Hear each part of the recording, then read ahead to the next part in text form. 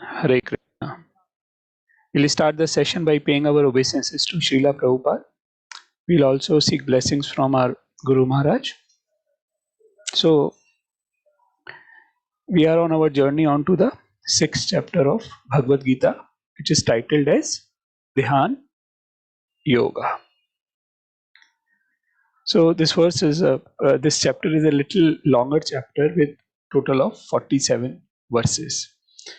And it will cover some of the important aspects. Like we discussed last time that second chapter all is about our identity, right? In third chapter we talked about, we understood our identity, so what we should do, right? What are our duties, how should we be doing them?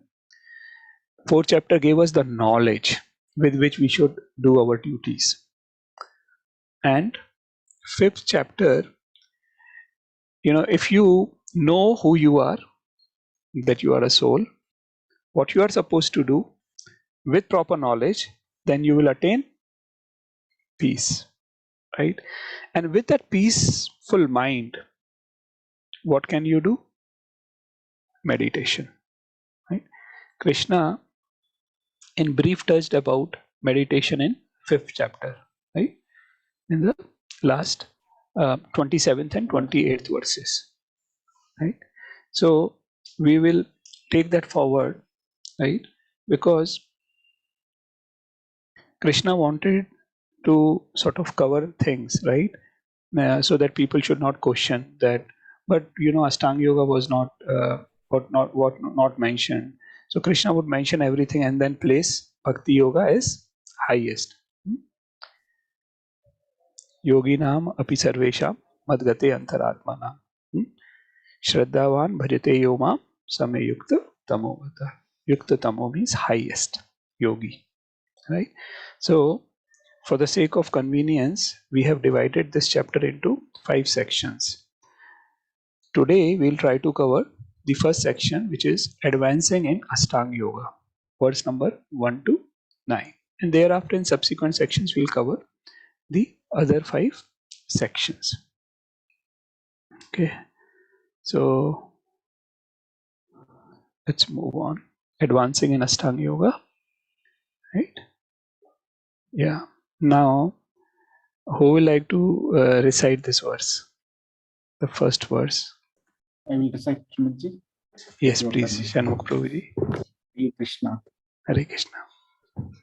Sri Bhagavan Uvacha Anasrita Karma Phalam Karyam Karma Karoti Yaha Sasanyasi cha yogi cha na niragnirna chakriyaha. The Supreme Personality of Godhead said, one who is unattached to the fruits of his work and who works as he is obligated is in the renounced order of life, and he is the true mystic, not he who lights no fire and performs duty. So this is a interesting turn of events, right? Now what happened was, when Krishna told Arjun to become a yogi, he thought yogi is someone who lives in forest, does penances, right? And why? Because he thought of Ashtanga yogi. But at the same time, Krishna was telling him to fight. So he got confused. What is Krishna asking me to do? Right? What's going on in his mind? So Krishna, having understood Arjun's mind, he says this verse, that now here he's highlighting that a sannyasi is not a person who leaves aside everything and goes to the forest. He highlights here that even a Nishkam Karma Yogi can be a sannyasi and a yogi. Now, can someone explain how this is possible? By working in Krishna consciousness. So by working in Krishna consciousness, yes. Okay, so first is, how can this person be called as a sannyasi? What are the qualities of a sannyasi? Someone who is, He is not attached to the fruits of the work.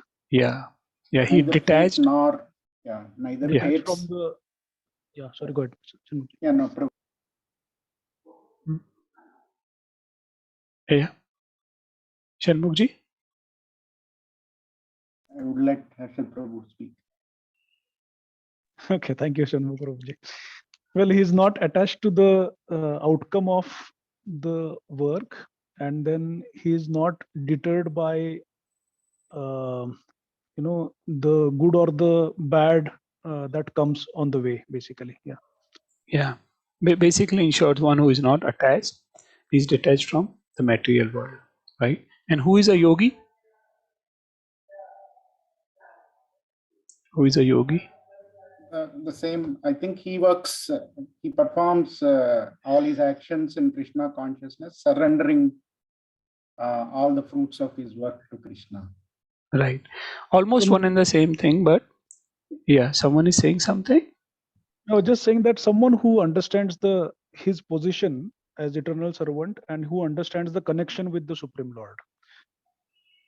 Yeah, it depends on which yogi, right? This So is not all yogis, right? But yogi is, we can say, someone who has control. He's not engaged in sense objects, right? Again, almost one and the same thing, as you said, right? Uh, someone who is trying to connect with the absolute truth, right? Now, can anyone highlight? Can someone else other than Harshad Prabhuji and Sharma Prabhu can highlight, like, what were the qualities of Nishkam Karma Yogi?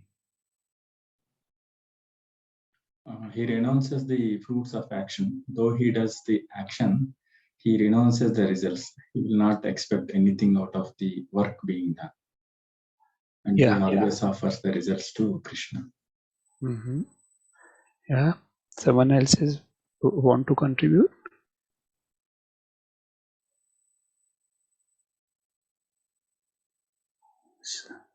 Yeah. So Nishkam Karma Yogi is also not attached, right, to the fruits of the result. That means same as sannyasi, he's not attached, he's detached, right?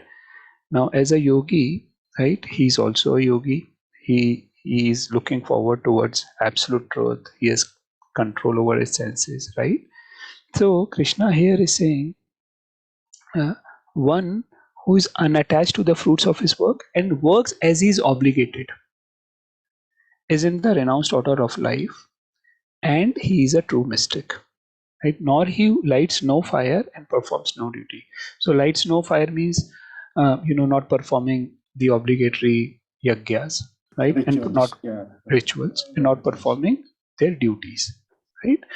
So basically, here Krishna clarified to him that, Arjun, when I talk about sannyas, when I talk about yoga, it is not that you have to go to the forest. You can be a yogi while you are performing your duties. What you have to do is you have to perform your duties according to my instructions, right? So, moving on to the next slide, we saw the different aspects of the doer, right? So there were three doers we discussed, right?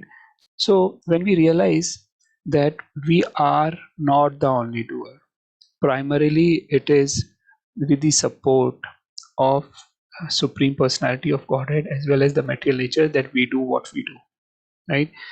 If we work in that consciousness, we understand. We will not be attached. We will not have that pride, right? We will not have that arrogance.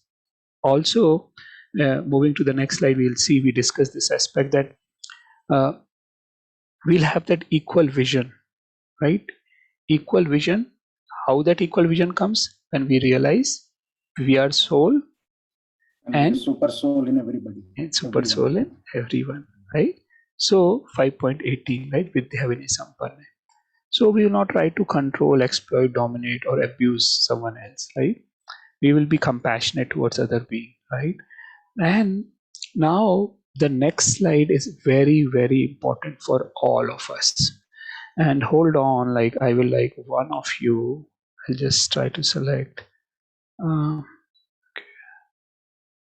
Just today I'm not at my place, so I'm little getting. Maybe Ishwar Prabhu, can you please read this? Sure, Sumit. Yeah. Krishna is so mighty. He is doing so many wonderful things in the world. Right. So we Try- realize how should we work, right? We should understand that Krishna is so mighty. He's doing so many wonderful things in the world. We see all around us, like as simple as the rose flower, right? We have discussed it so many times. You know, why do we have to see things like sometimes people say, have you ever seen God? Right?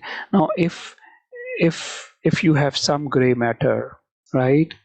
You can easily say that I always see God, right? Um, why? Because his manifestation is so perfect. His nature is so perfect. He is so perfect. He's doing so many things, so many wonderful things. A rose coming out just from sand, right? We discussed about the sweet coconut water, right? How many wonderful things are here everywhere. Our own body, our own brain, So if we look from the eye of scripture, then it will be difficult for us not to see Krishna everywhere, right? Yeah. Let's go ahead. Tripod of work.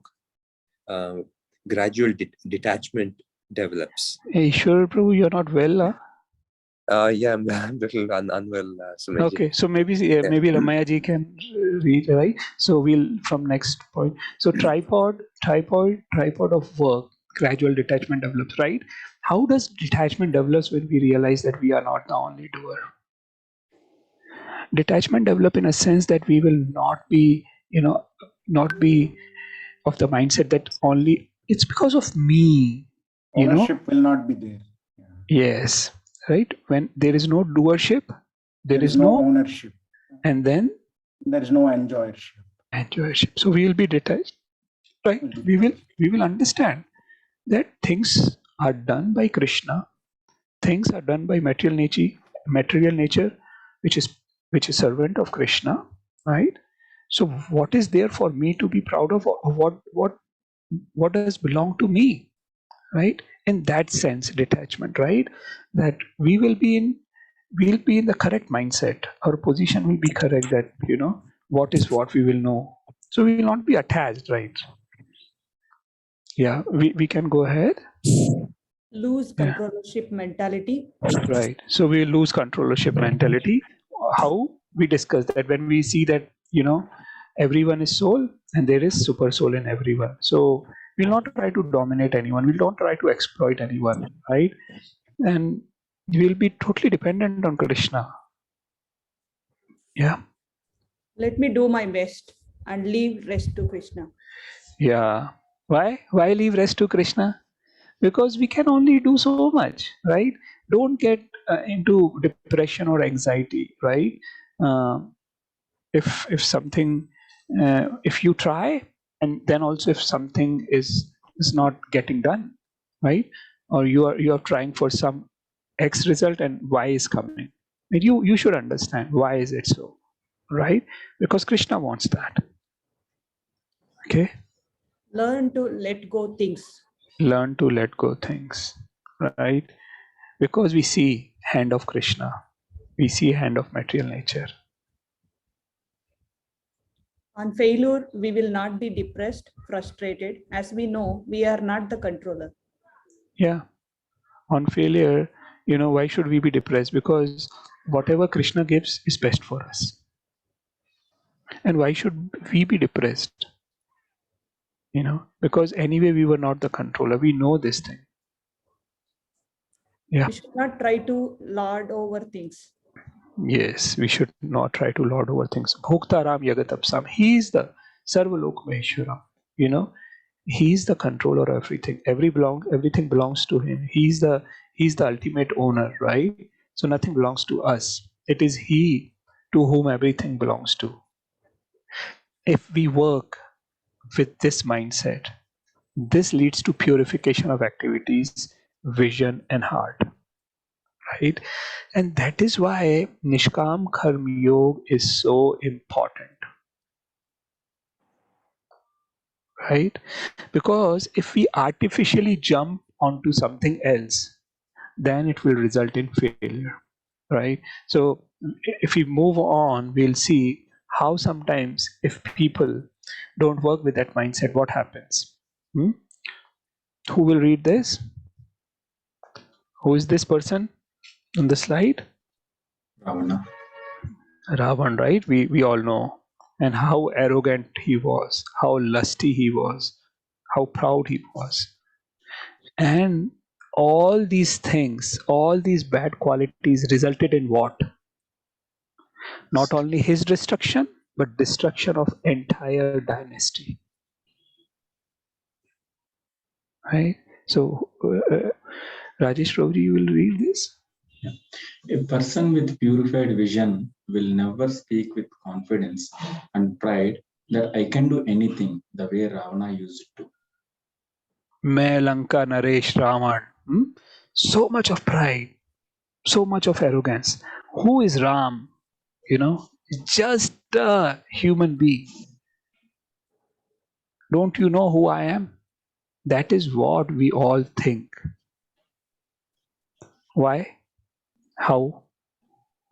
We all think, if I don't take care of my children, if I don't take care of my family, if I don't do this, if I don't obey, to my boss, right? If I don't work till past midnight, right?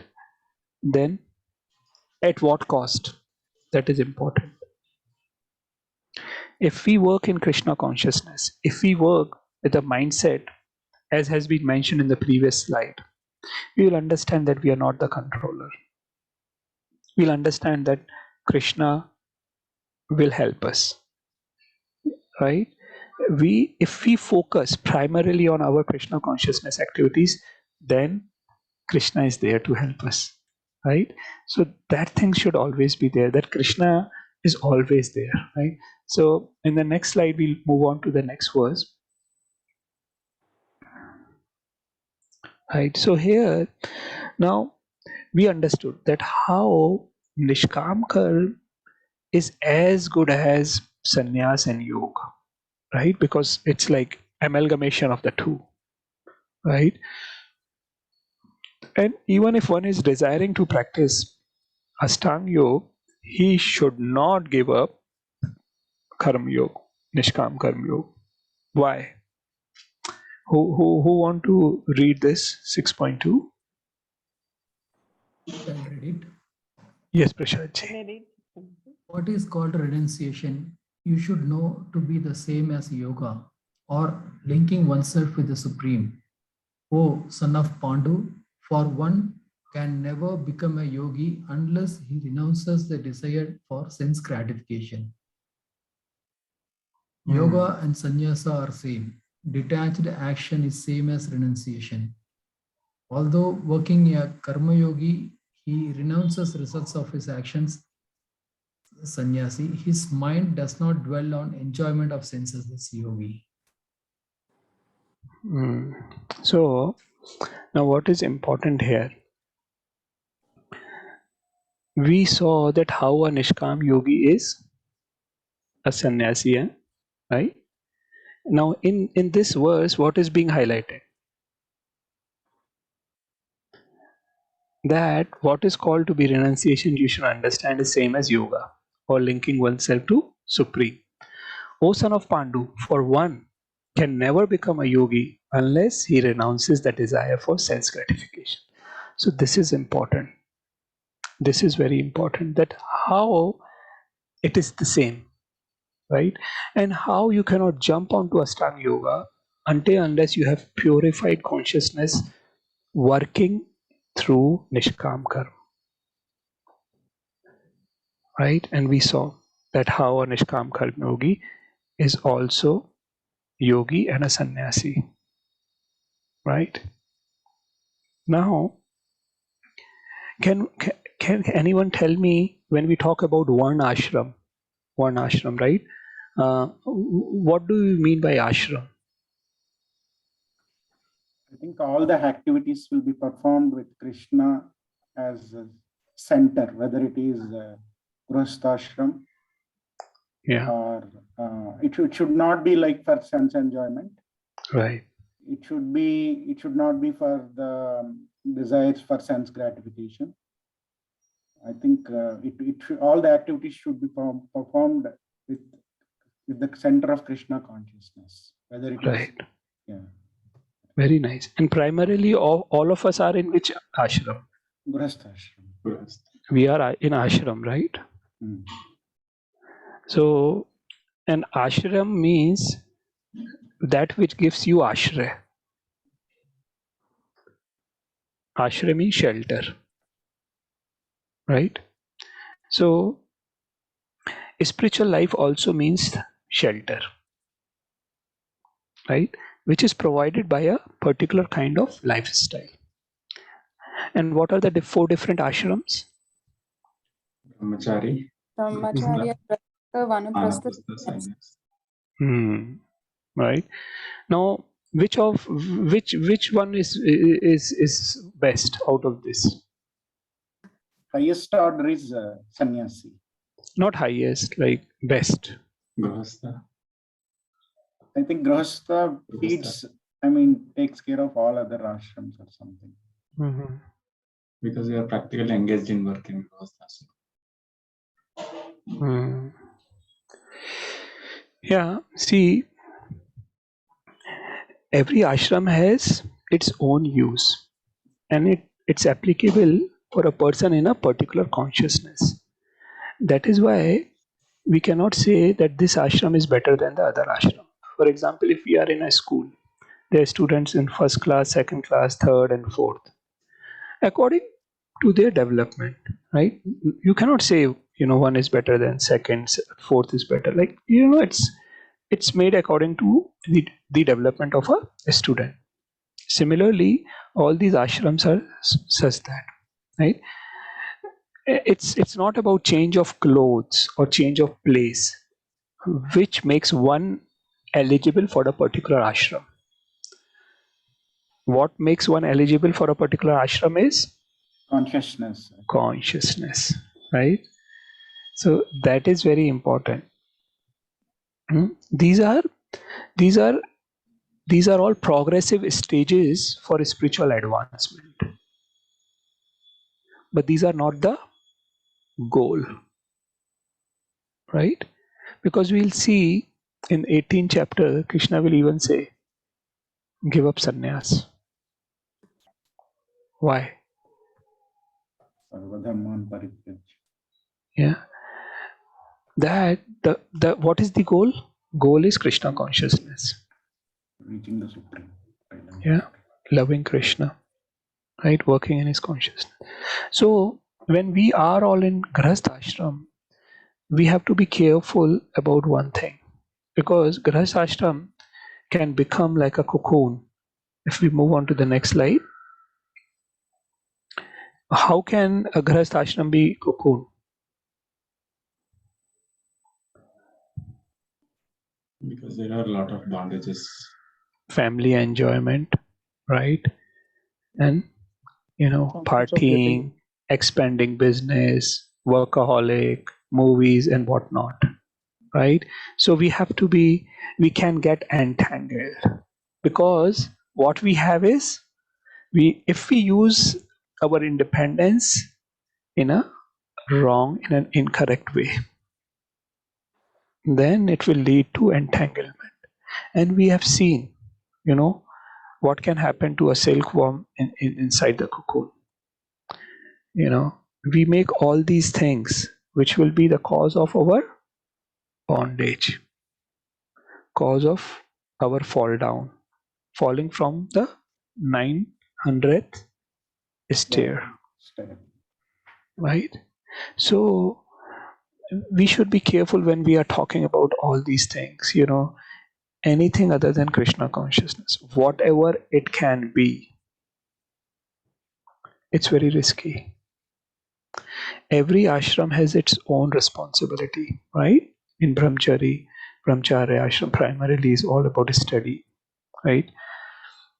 Grahastha ashram, it's all about nishkam karma, right? Vanprasth, it's all about doing some kind of penances, right? Focusing more towards Krishna, leaving the family responsibilities behind, right? Sannyas is all about helping others. So every ashram has its own responsibility. But specifically, while we are all in Grahastha ashram, we have to be little careful. Otherwise, we'll be entangled, right? So now, if we move on to the next slide, we'll see that in the first two verses, Krishna tells that Astanga Yogi should not give Nishkam Karma, right?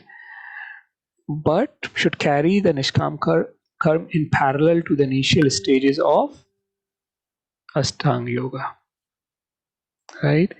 And it's not that they have to do Nishkam Karma for entire lifetime. No, they have to do it to the certain point, right?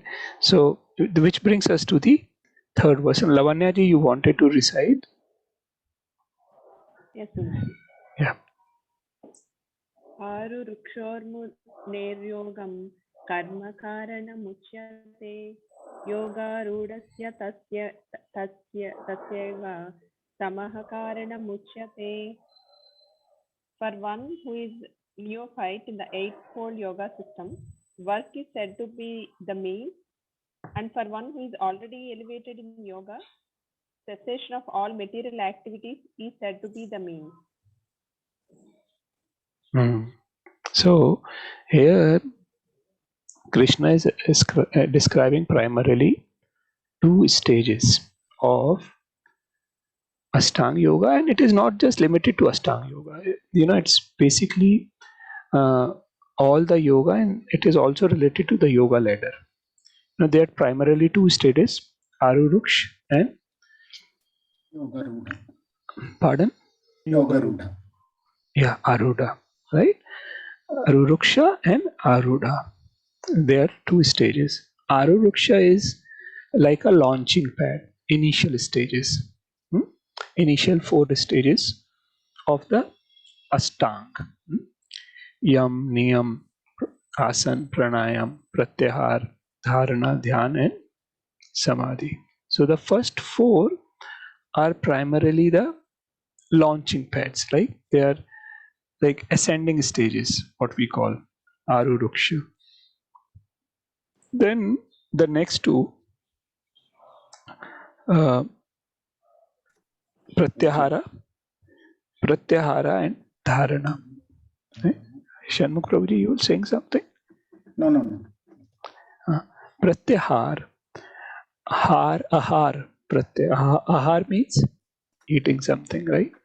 It's like, we can say, getting attached too much to the sense objects. Pratyaya means to leave aside. So in Pratyahara stage, we try to, go away from these things. Dharana, we start focusing. Dhyan and Samadhi are the highest stages, advanced stages, Arudha stage. Here, that is where it is said that cessation of all material activities is said to be the means. Yoga Arudasya Tasyeva Shamaha Karanam Uchyate. Right? So, what is this? That and cessation of all material activities. So, in those last 2 stages, yes, because sometimes people ask that, okay, when can I take sannyas then? Yes, you can take sannyas when you are pure. You have been purified by following the Nishkam Karma Yoga, by following the principles, and then you can. Right now, how is this also related to the yoga ladder is explained in the subsequent slide, where it starts. We have heard that it starts with Sakamkar, and what do we do in Sakamkar? Like we all know, right? The person is attached to the work, the person is attached to the fruit, but yes, he's for everything he's going to the absolute truth, the supreme, right? Yes, and that's good, right? But when he further moves on, right, to Nishkam, that he does the work, but he's not attached to the fruit. This is known as path of action, right? And the end result of it is purification of heart and the vision. And when the person moves further, the path of knowledge, which is Gyan Yoga, it basically awakens the knowledge about the soul and the God. And with that knowledge, before moves further, it's path of focus, meditation. When the person is able to envision Paramatma in the heart, which is Vishnu, right? And then when the devotee, when the yogi moves further, the path of bhakti yogi, on the path of love, then the person finally sees that Paramatma is an expansion of Krishna, right? So it's all about, it's the whole process is linking oneself to the Supreme Lord, right? The yoga. That is important for us to understand. The initial stages can be said to be in the Aruruksha, and then advanced, is Arudha. Now, because this chapter is primarily about Dhyan Yoga, right? We'll move to the next slide to explain you little more, right? Sumit, Yeah. Hare Krishna. So, if somebody has to take that renunciation, then does it mean we have after pratyahara and dharana, right? So, and then we have dhyana and samadhi. So, once he achieves the perfect state at dharana, that is the time he is eligible to take sannyasa, renunciation. So see, please try to understand that. First thing is, in Kali Yuga, it's not advisable to take That is understood. That is understood. But I am just saying, because he needs to be in full renunciation, and that means that dharana is the stage we say is eligible. Dharana, see, as in Ashtanga Yoga. Ashtanga Yoga. Okay.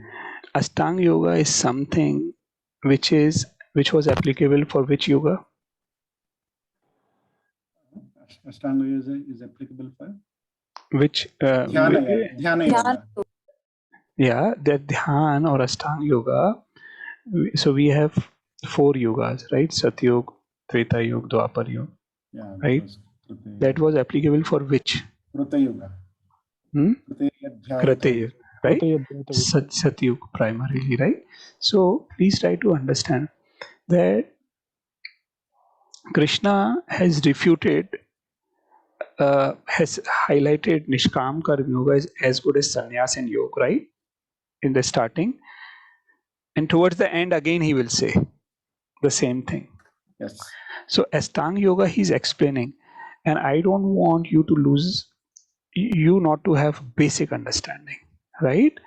Here, Krishna is just explaining the things, right? Now, sannyas is something, in Kali Yuga. Sannyas ashram should not be taken, but it is only taken for preaching purpose. And Prabhupada has again and again highlighted one thing, that if a man has a devotee wife, then there is no need to take sannyas. If a man has a devotee wife, then there is no need to take sannyas. Why? Because sannyas is primarily for what? For preaching in Kali Yuga. And if your wife is a devotee, then she will facilitate your preaching activities. Right? She will be of support to you. So if you want to focus on preaching, you can focus. All these stages, from Yam Niyam, if you see, from the very first day of your life of Krishna consciousness, you are actually doing all these things. You are already connecting to Krishna in all your activities if you are doing that for Krishna. Even if you are trying your best, Krishna sees that a lot of endeavor. So, what Krishna said about sannyas, comparing it to yoga, and then saying that Nishkam Karma Yogi is doing the both. He's saying all of you who are living life for Krishna consciousness are as good as sannyasis. Right? Yeah. No, because in the previous verse, my doubt is it was mentioned for one who is already elevated in yoga, cessation of all material activities. Yes. Means. Yes. Right? So the last two stages, theoretically, right? Theoretically, the last, when you are off the dharana stage, right, to dhyan stage, that is where you can take sannyas. That is where you can stop all your material activities. Yeah. And then focus on primarily on meditation on Supreme. Why? We will see in subsequent verses when we, from 10th onward to 32, when we go through, what are the different practices, and the goal also will come. And thereafter, that what a person feels, in the previous chapter, you remember, we talked about a yogi has to look inwards, right? From material to spiritual, from out to inside, right? So, in that case, when we realize that we are soul and we relish the happiness from the connection of this soul with super soul, with Paramatma, then that happiness is within us. We don't look happiness from material objects. We look happiness from the connection of the soul with the super soul, that relationship, right? And that is where, we are not dependent on anything material. In Ashtanga Yoga, that happens in the last two stages. That is where you can stop all the material activities and then take the renounced order. Which can be done in Nishkama Karma Yoga also. That is what, because once you achieve to that state, similar state as yes, yeah, Nishtang, Nishkam Karma Yoga, right? Nishkam Karma Yoga, if done for Krishna, right? Realizing the highest platform of absolute truth, right? Because why is Nishkam Karma Yoga is considered down in the ladder sometimes? Because sometimes people don't have clarity of who the absolute truth is, right? Yes. They are just not attached, but then they don't have clarity. But in Krishna, if you do Nishkam Karma Yoga in Krishna consciousness, then you are as good as a yogi and sannyasi. Yes. Right? Because you are not attached. You see, there were so many Krishna, like in Bhagavad Gita, we saw in the 3rd chapter, there was an example of a Grasta. Who was that?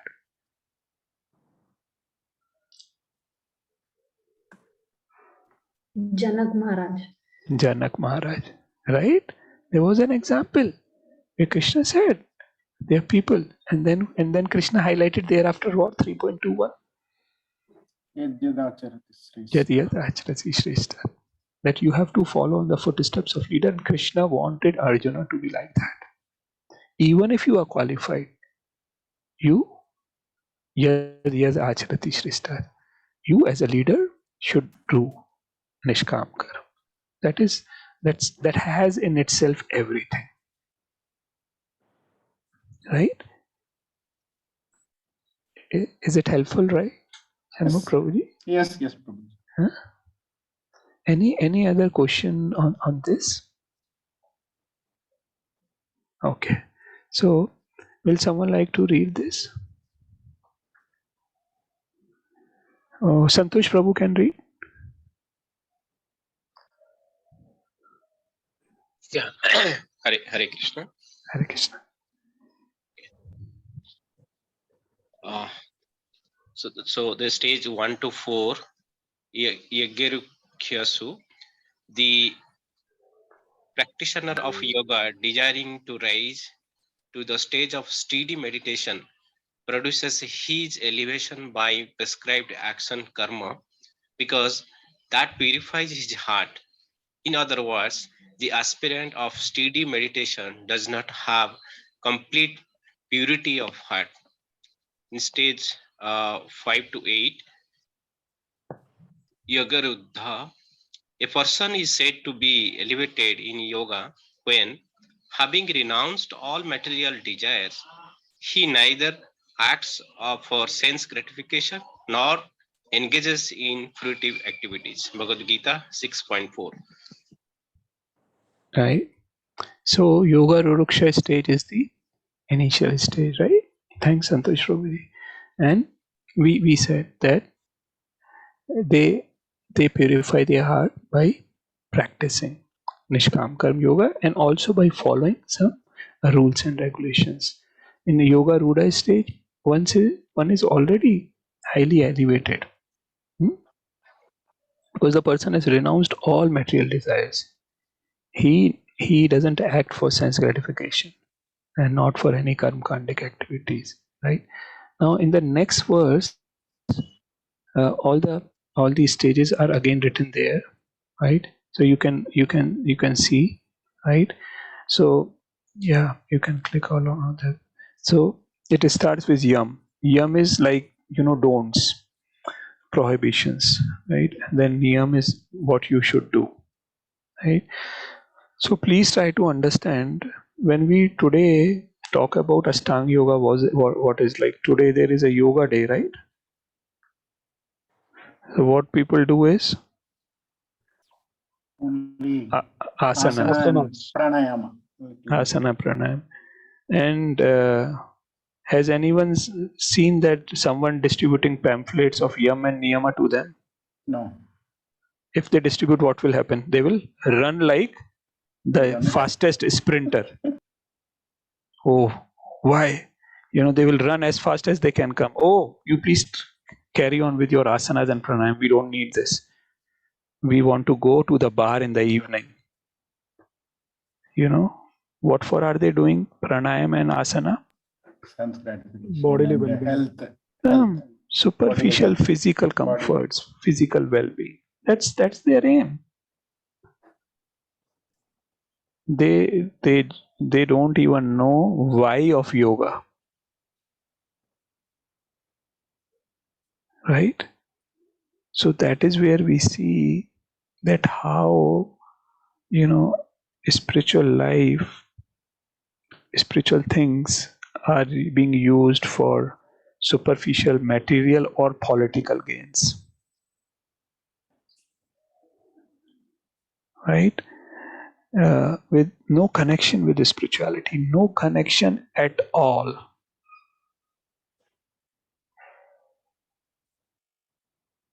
Thereafter, someone who follows that religiously, right? Then if you follow yama, niyama, asana, pranayam, primarily, asanas is, all the sitting postures, right? Even when we chant, right? Harshad Prabhuji was telling me, I think so, or Ashish Prabhuji was telling me that they heard the life story of Madan Govind Prabhuji, and someone asked question that how should we be chanting our rounds? We want to walk and chant. So then Madan Govind Prabhu said that you should try to sit and chant. That is the best thing, right? So that is important, right?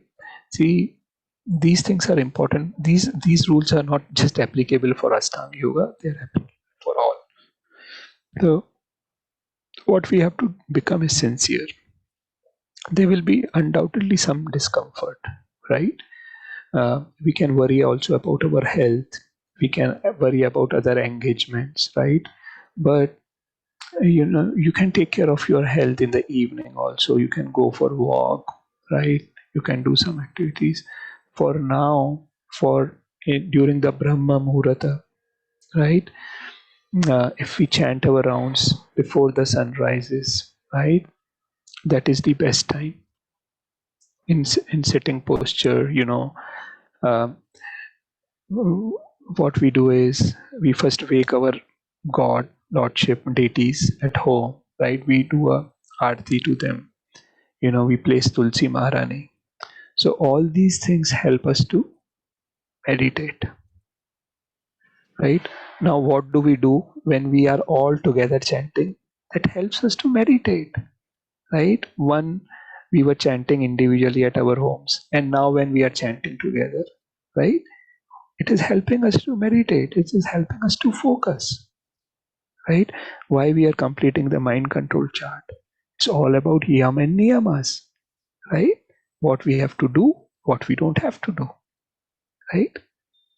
Pratyahara, so pranayam, the breathing exercises, what are they for? Controlling the mind. And what are we doing with chanting? Our mind Controlling the runs away. mind. Yeah. Controlling the mind. Our mind runs away, right? We again pull it back on the name of Krishna. Seeing towards Tulsi Maharani, seeing towards devotees, how sincerely are they chanting? Seeing towards Gaur Nitai, Gopal, Krishna, right? We try to bring the mind back. Right? Again and again, we try to bring it back. So that is very important. Okay. So that is important, right? And dharana and dhyan, everything we are doing is for Krishna, is in love for Krishna, right? Not only this, hearing classes, reading Bhagavad Gita, right? Trying to learn verses, right? Trying to offer everything to Krishna before eating, right? Working in a consciousness, in pure consciousness, right? So all these things we are aiming towards samadhi. Samadhi is full, complete absorption in Krishna. So these are the stages, and then yam niyam is explained in the next slide. Primarily, it's yama. We talked about it's primarily. You should not be doing this. You should not be ahimsa, satya, asteya, brahmacharya, and parigraha, non-possessiveness, celibacy, no stealing, no telling lie, non-violence, right? Basically social discipline. And personal discipline is all about the cleanliness, contentment, austerities, study, surrender to God, all the do's, right? You take bath in the morning, right? uh, what we can do, maybe we can also go through some Vaishnava etiquettes. Whenever we go to pass a stool, we should take bath after that, right? That is one of the Vaishnava etiquettes, that whenever we are going to pass a stool, we should take bath, right? Contentment, that we should not be over ambitious, right? We should not be greedy. Some type of austerity, we all should do Ekadashi Vrata, right? That is an austerity. What do you mean by austerity? What is tapasya? Voluntary inconveniences for pleasure of Krishna, looking towards our long-term happiness, not not preya but shreya, right? Little inconvenience. You remember that story of island, right? Short-term inconveniences for long-term happiness, right? That is austerity. Steady. So Adhyay, we are all studying Bhagavad Gita deeply, trying to understand every words, every detail of what Krishna is saying, right? Ishvara Pranidhana, surrender onto Krishna, right? We understand the 3 words, right? We by default will like to surrender to Krishna. Sarvdharman parityaje mam ekam sharanam bhaja aham tvam sarvapapebhyo mokshishyami ma suchaha. Right? Important. And yeah, some question? Okay, we'll move on to the next slide. This explains the Yoga Ruda. So someone will like to read this? Yeah, I read. Lavanya, you will read? Yes, yes. Mm. When one is completely purified of material desire, he can give up Nishkama Karma Yoga and practice Ashtanga Yoga exclusively. This is the steady state of meditation, dhyana. Mind control and detachment from sense objects are the requirements to come to the Yogaruda stage. So in next two verses, Krishna describes the importance of mind control and thus discourages Arjuna, indicating the impracticality of the path. So, thank you, Lavanya. Primarily, we will see that Krishna is highlighting Ashtanga Yoga, right? That focus, that yoga. And he's saying that detachment and mind control are the prerequisites. He already said that, right? If you want to achieve that stage. So, in next two verses, he talks about how your mind can be your friend and an enemy, how you should do. And finally, Arjuna will say, Krishna, this looks impractical for me. Arjuna was in which yoga? He was in Nishkam karma. which yoga? Yoga. Uchi yuga, Dwapar yuga. Dwapar. Right? So he was in Dwapar Yuga. And we are in even Kali Yuga. more degraded yoga. Right? So if person like Arjuna, who had full control over his senses, who was so good in meditation, like he could shoot arrows at night, right? He could shoot arrows just by looking the shadow, right? He could do so much. He was so powerful, such a nice devotee. One of the name of Arjuna is Godakesha. What does that mean? Who conquers Always sleep. alert. Always alert. Always alert. Always Conquers alert. the sleep. Conquers the sleep. See? So, if I ask some devotees, can you join at 5 a.m. for chanting? They'll say, we sleep late. Now, if we ask them, if you don't sleep for 2 days and then chant at 5 a.m., what will happen? A couple of days back, it happened with me. I slept maybe at 10 a.m. Somehow my sleep broke at 1:30 or so. God, while chanting, I was not able to focus. I'll feeling a little sleepy. Just one day, I didn't get a sleep of 5 to 6 hours. And there is Arjun, whose name is Gudakesh.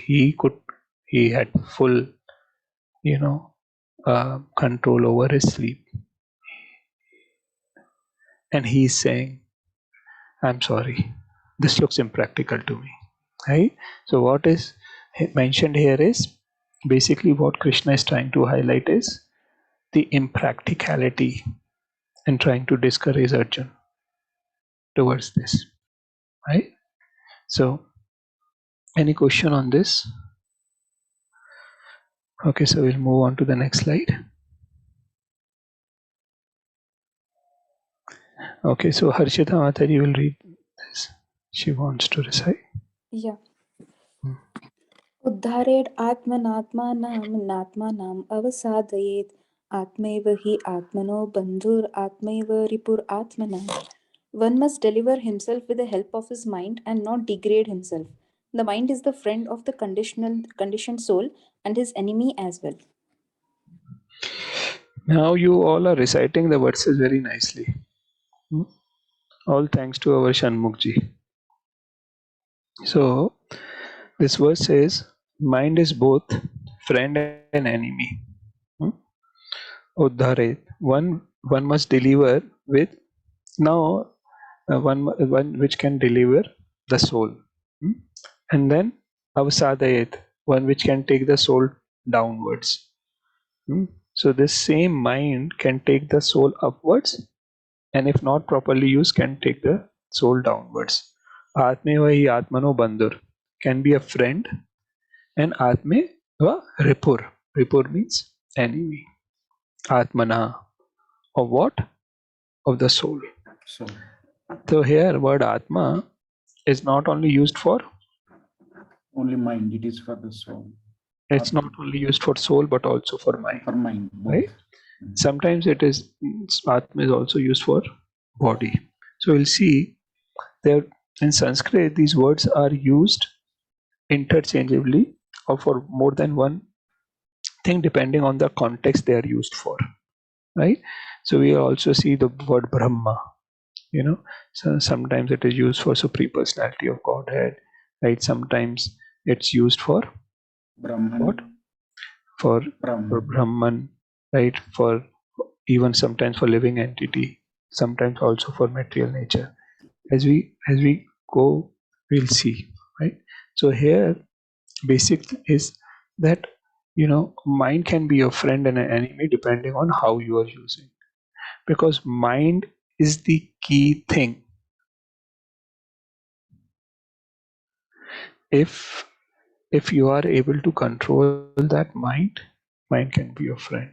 If you are not, then mind will take you down. You have to control, because mind is is like our palm. So are you seeing? So mind is like this area, and these are the five senses. So mind has to control this. Mind has to control the five senses, right? And we'll see. Okay, let's go to the subsequent thing. So who would like to read this? Anyone can read. Lavanyaji will write. Yes, please. For him who has conquered the mind is the best of friends. But for one who has failed to do so, his mind will remain the greatest enemy. For him who has conquered the mind is the best of friends. But one who has failed to do so, his mind will remain the greatest enemy. So towards left hand side is a surgical knife. If given to a surgeon knows, a doctor knows how to use. But if given to a child, the child can harm himself, right?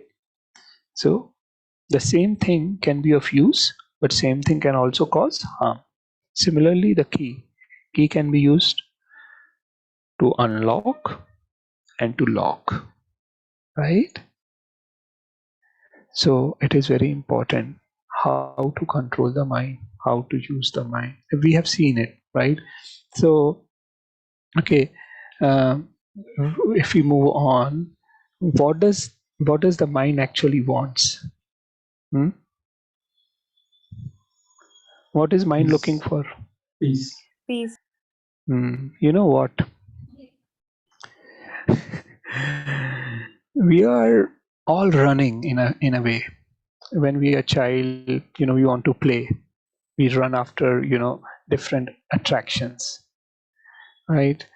When we little get younger, then we are running after opposite gender, right?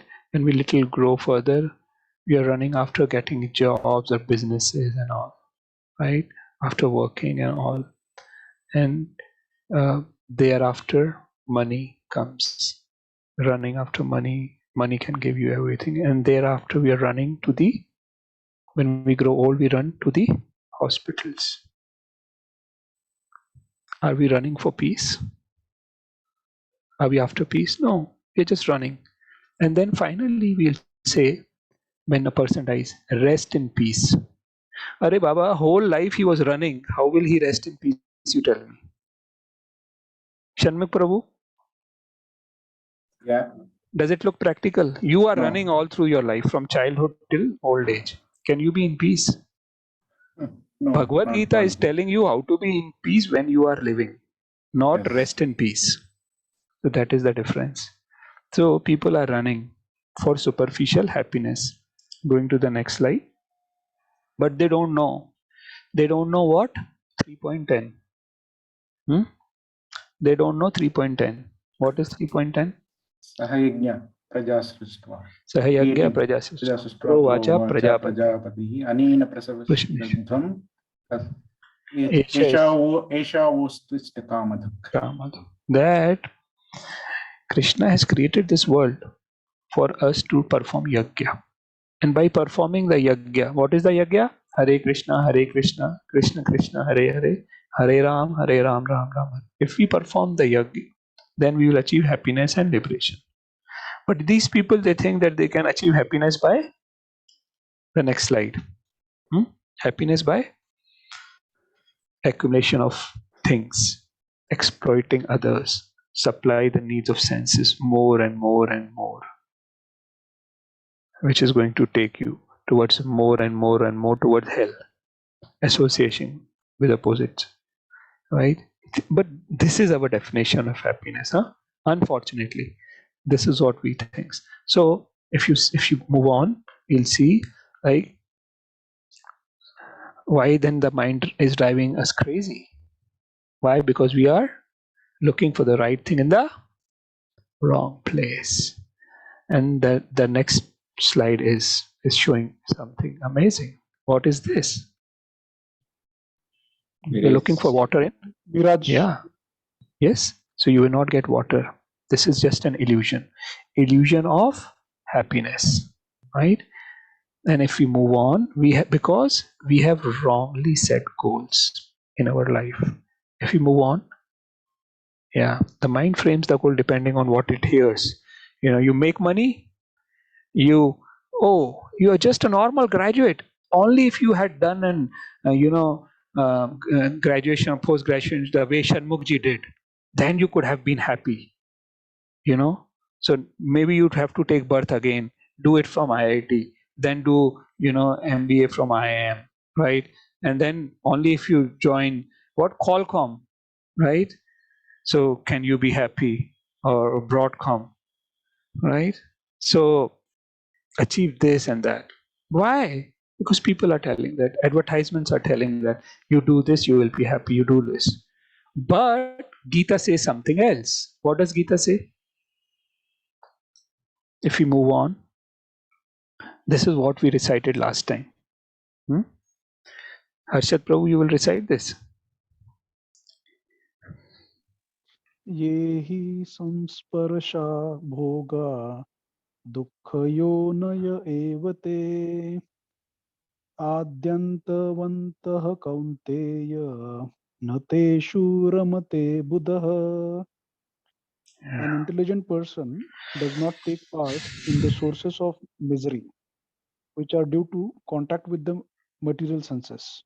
O son of Kunti, such pleasures have a beginning and an end. That means they are temporary. And so the wise man does not delight in them. Have we memorized this verse? No, this is not memorized. Okay, so next time we'll give this. Today we'll give this. Even So 5.29 also we did not memorize. Oh, we have not, huh? So good. So this we will give this week, and 5.29 maybe next week. Okay. So this is very important, right? Krishna here says directly, if you yehi samishpar jab hoga, if you run after sense gratification, but what you are going to get? Dukha yonaya eva te eva. Eva means certainly, no doubt about it. Adi antvanta kante, because they are temporary. They have a start and ant, right? Na teshu ramate buddha. Buddha means intelligent. Intelligent don't dwell after these things for enjoyment, because it will only give pain. Okay. So then what should we do to control our mind? Moving to the next slide. We have this is 2.6. 6. Nasti buddhi. Yeah, Nasti buddhi rayuktasya. You all have become already scholars. Now you know how to control the mind, right? If you complete your mind control chart nicely, follow strict sadhana, do your chanting, do your reading, do your hearing, then only will you be able to sahayagya. That is important. Sahayagya praja srištva. For yagya only has he created this.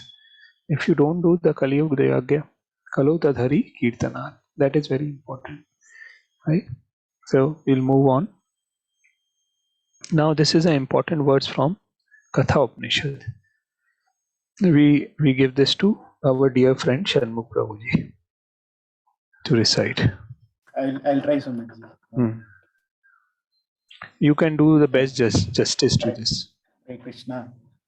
Atmanam ratinam viddhi sariram ratam eva radham eva cha buddhim tu saratim viddhi manah paragraham eva cha indriyani hayan ahur vishayam sateshu gocharan atmaindriya manoyuktam Bhoktetai ahur manishah. Hare Krishna. Thank you very much, Shanmukh Prabhu. You recite so nicely. So now, looking at the next slide, you will say, "Oh, I knew this." Right? We have discussed this before also. Right? So you know how to control your mind. One, you have to. We saw Nasti Buddhira Yuktasya, right? And this verse is saying that how you can control your senses through the mind with a higher intellect, transcendental intellect. Same thing if you do, right? And then can our soul be in peace. So the important thing is we have to control the mind with Krishna conscious activities, reading, chanting, hearing, worshipping. See, please try to understand. Sometimes, people misunderstand. Can anyone tell me what is the most important thing for our spiritual life? Okay, I want each one of you to tell. Not okay. We start from Harshad Prabhu. Can you tell what is the most important thing for spiritual life? Harshad Prabhu. Yeah, Sumit Prabhu. So I feel, Just detachment from. Just one thing. Okay, Yeah, detachment. Okay. Detachment. Yeah. Shanmukh Prabhuji. Attachment to Lord. Okay, this is the one thing you are saying. Lavanya Mataji. Being in Krishna consciousness. Being in Krishna consciousness. Rajesh Prabhuji. It's a constant smaran, remembering God always. Constant smarana. Plus discipline. Prashadji. One thing which is the most important thing in a spiritual life. Overcome lust. Sense control. Ramaya ji. Controlling our senses and turning our negative things to positive side. For example, if we are addicted. Yes. Okay. Fine. Ishwar Prabhu. Controlling senses have happened. Unconditional. Unconditional love. Unconditional love, right? Yeah, love one. Right. Santosh Prabhu. Prabhuji, controlling mind. Controlling mind. Okay. Harshita Mataji. Being in Krishna consciousness. Okay. Nikita Mataji. Sense control. Right. So what you have said, you think is the most important thing in a spiritual life, right? One thing we missed probably is the faith. Yeah. Faith is the starting thing. But no. See, you talked about attachment. Someone has talked about detachment. Someone talked about mind control, sense control, Krishna consciousness. I would say the nearest to the best is smaranam, remembrance.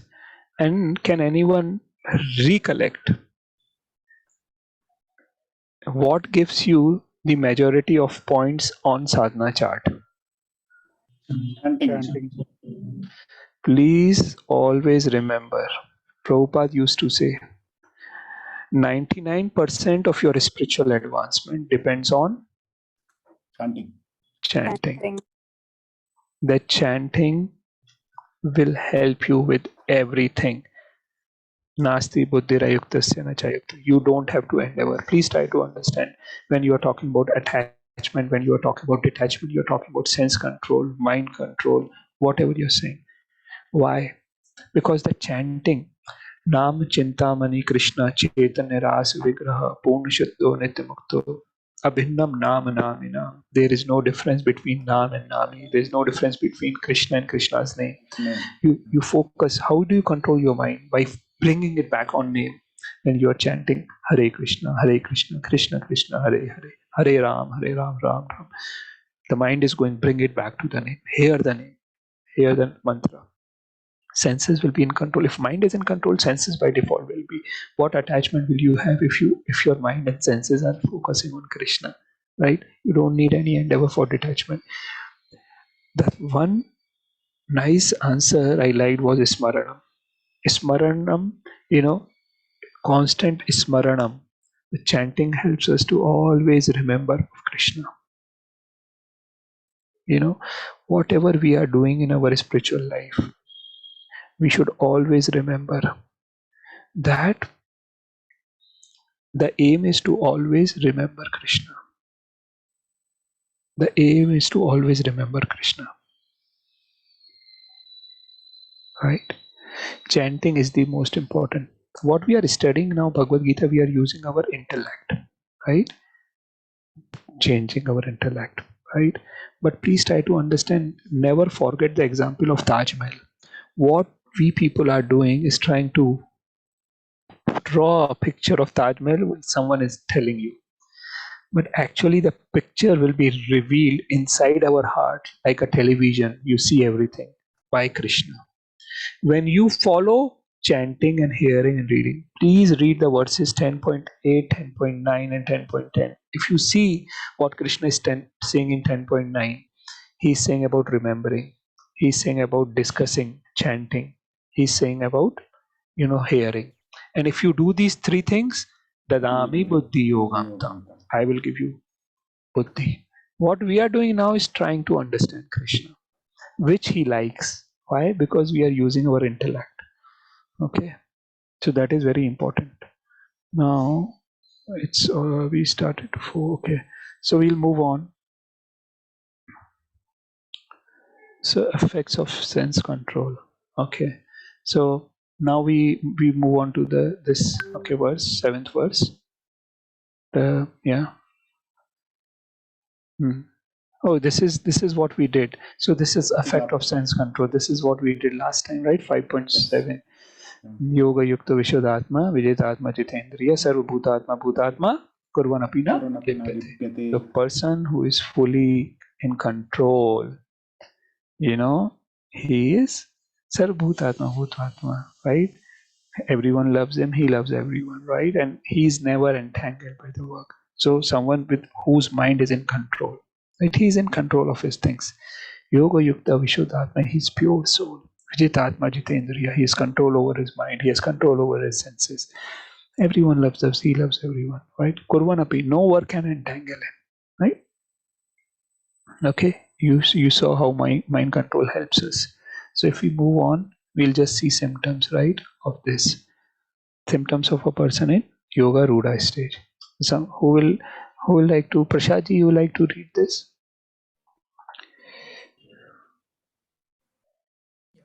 Symptoms of a person in yoga rudra stage. Hmm. For one who has conquered the mind, the super soul is already reached, for he has attained tranquility. To such a man, happiness and distress, heat and cold, honor and dishonor are all the same. All the same, right? So now this word is important. See again the importance of mind control, right? Someone who has conquered the mind, super soul is already reached, right? See the importance of mind control, right? Because he has attained what? Tranquility. Like uh, almost peace, right? No more turbulence, right? If we saw that example of a lake in which the water is turbulent, then you cannot see the floor. But if the water is still, right, then you can see through. If mind is in control, right, if mind is purified, then you know we can see the soul. We can, through the soul we can see the super soul, right? And such a man, happiness and distress, heat and cold, honor, all are the same. Now happiness and distress is something physical.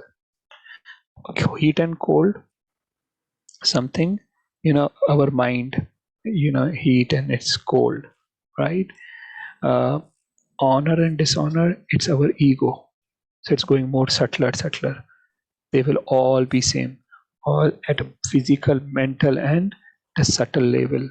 At the ego is the thing which really hooks you in, right? So if you are in control of mind, that is the key, right? And then Prashadji will just read this. A person is said to be established in self-realization and is called a yogi or mystic when he is fully satisfied by virtue of acquired knowledge and realization. Such a person is situated in transcendence and is self-controlled. He sees everything, whether it be pebbles, stones, or gold, as the same. Right. Thank you very much, Prashadji. So important thing is, when he is fully satisfied by virtue of acquired knowledge, is acquired knowledge enough? No.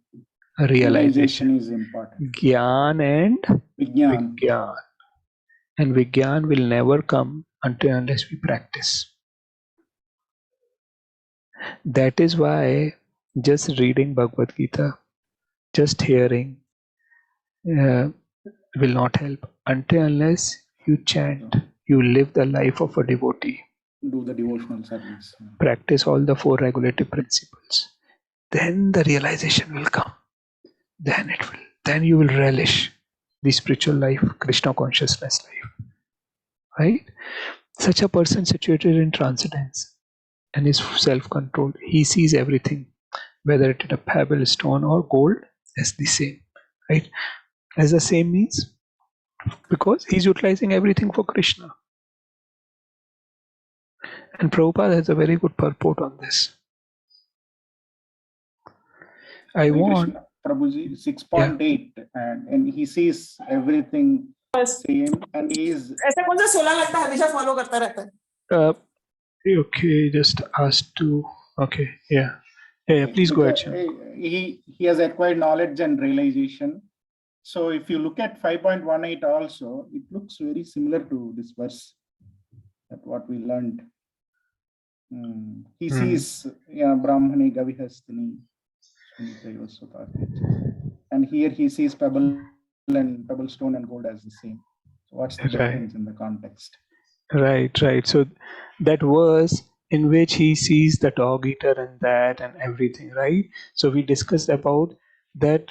If internally he's in control, if knowledge has illuminated him, right, in 5.6 and 5.7, then how will he see the external world, right?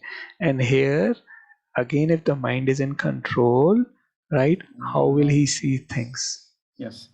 Very good point, Sharma Prabhuji. Thanks for highlighting, right? So that is very important, right? And this will again come in subsequent same example, right? It will come again in 15th chapter also. Krishna uses same example of a self-realized person. Why? It is not that a Krishna conscious person or a devotee, will not respect Lakshmi, right? Why? Because he uses all the 3 things in service of Krishna. He will not be impacted. He's not attached to any of these things, right? Okay, so we'll move on to the next slide. Yeah, someone will read this. A person is considered still further advanced when he regards honest well-wishers, affectionate benefactors, the neutral meditators, the envious friends and enemies, the pious and the sinners, all with an equal mind. Having described the person. Yeah, okay, enough. Thank you, Brahmaji. So now please see, the previous verse was talking about what? Pebbles, stone, and Things gold. like gold. They are things. And here in this verse, Krishna is talking about people, right? So that is the difference. This verse talks about the same person but at a higher level. things somehow you can control, but a person comes and tells you, hey, you are a fool, you don't know anything. Right? You get hurt, but this person will not get hurt by anything. Right? For him, everyone is same. Right? He sees everyone with equal mind. So now, having described the perceptional stage of Ashtanga Yoga, Krishna will thereafter describe activities and practice stage, the method to achieve the goal of perfection. So in subsequent verses, we'll see, right, how Krishna will describe further, the stages different. What do you do in those particular Aruruksha and Arudya? Also, once you achieve the goal, what is the thing, right? Now I want to summarize the next slide with highlighting that Prabhupada, at his level, where he was in that consciousness as a pure devotee, he had all these qualities. And that is where, by default, everything's come to a devotee. It's not these qualities are just limited to, it will be very difficult, Arjuna says, what you are saying to achieve. But for a devotee, it comes naturally, right? So mind is in control, full control, right? Nothing can, shake his or her determination. You are so determined. I have to, my spiritual master has given me an order, whatever may happen, I have to go to the west to preach, whatever weather conditions are there. If I die or live, I'll go. He is in tranquility, he is in peace. Nothing can shake him. No external circumstance can. Right? He was, a walking Krishna conscious person. So many times has he shared this thing, his realizations, his feelings, how Krishna was so close to him, how Narad Muni would come, to meet him, right? Neutral in all these things, right? Physical, mental, egoistic, what we said. He was not shaken by anything, whatever it may be, satisfied with Shastric knowledge and realization, right? Situated in trance. Just yesterday, I was discussing with Shanmukh Prabhuji how, we will take 10 years or lifetime to understand one book like Bhagavad Gita. And this person in 10 years writes commentary on so many books. He has produced 80 volumes of literature. And this is not just any literature. This has transformed life of billions of people. These literatures have been distributed to almost 50 crore people. This literature has been distributed to how many people? Millions of people. Yes. Right? Please try to understand. Fully in self-control. He would utilize everything for Krishna. Equipoised. Not shaken by anything. Right?